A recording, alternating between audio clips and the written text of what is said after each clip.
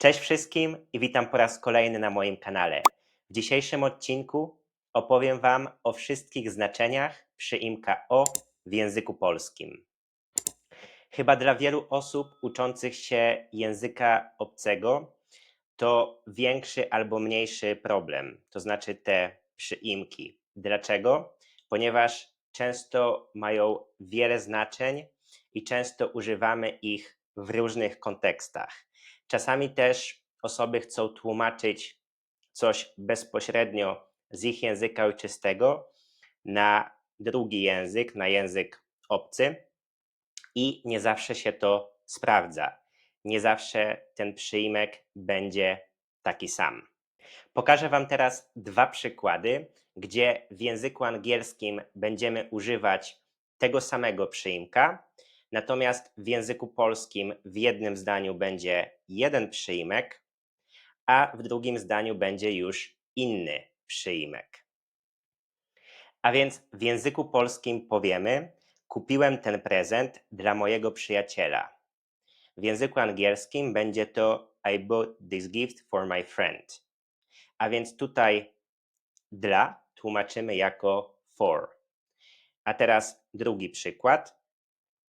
I'm waiting for a bus w języku angielskim, a w języku polskim będzie to czekam na autobus. Więc tutaj for nie będzie dla, tylko tutaj będzie na.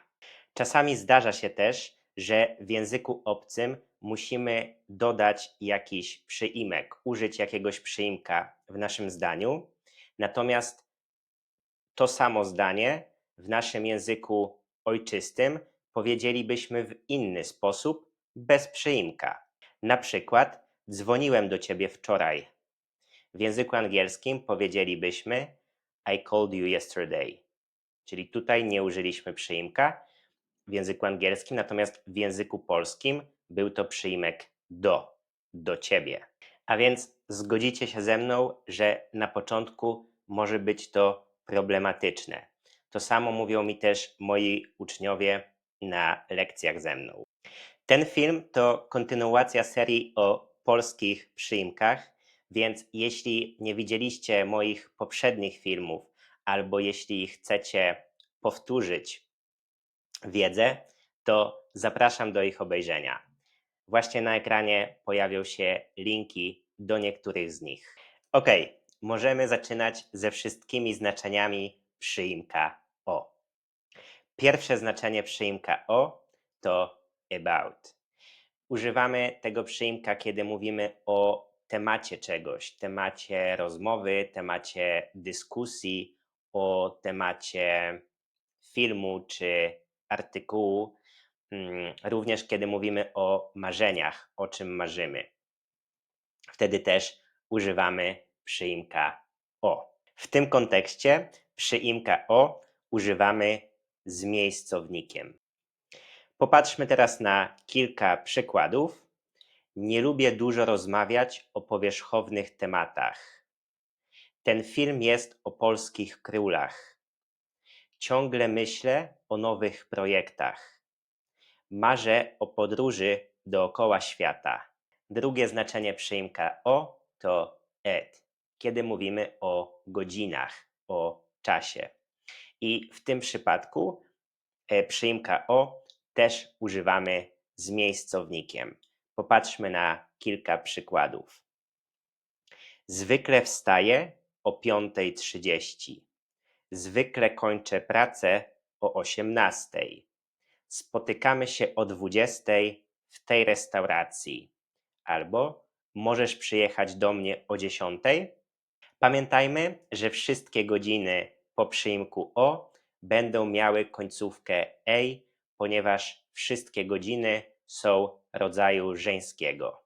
Trzecie znaczenie przyimka o to for. W tym przypadku często używamy tego przyimka, kiedy mówimy o jakiejś potrzebie, celu. To znaczy, kiedy o na język angielski tłumaczylibyśmy jako for.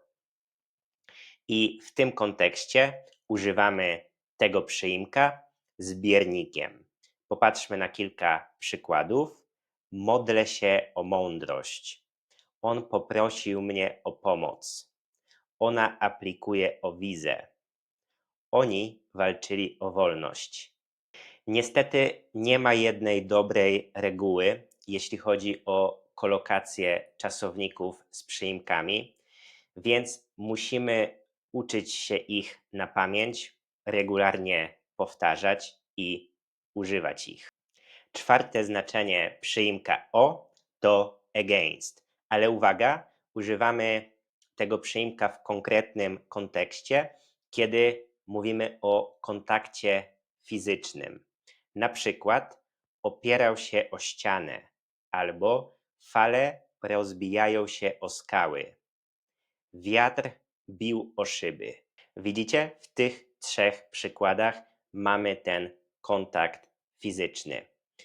I w tym przypadku używamy przyimka o z biernikiem. I jeszcze jedno znaczenie przyimka o to of. Tutaj też używamy tego przyimka z biernikiem. Popatrzmy na dwa przykłady. Podejrzewam go o kłamstwo. Oskarżyli go o kradzież. Mam nadzieję, że wszystko jest dla Was jasne. Natomiast jeśli macie jakieś pytania czy wątpliwości, zostawiajcie je w komentarzach. I na koniec, jak zawsze, przechodzimy do krótkiej praktyki. Tutaj Waszym zadaniem jest uzupełnienie zdań odpowiednimi formami rzeczowników, przymiotników i zaimków osobowych z nawiasów. Pamiętajcie, że przyimka o używamy albo z miejscownikiem, albo z biernikiem. Kiedy przyimek o tłumaczymy na angielski jako of, against albo for, wtedy używamy biernika. Natomiast kiedy przyimek o znaczy at albo about, wtedy używamy miejscownika. Jeśli chcecie powtórzyć końcówki tych dwóch przypadków albo ich pozostałe funkcje, to zapraszam do moich poprzednich filmów. Tutaj wyświetlą się do nich linki. W tym momencie możecie zastopować ten film, żeby zastanowić się nad odpowiedziami, a ja przechodzę do kolejnego slajdu i wyjaśniam. I zdanie numer 1.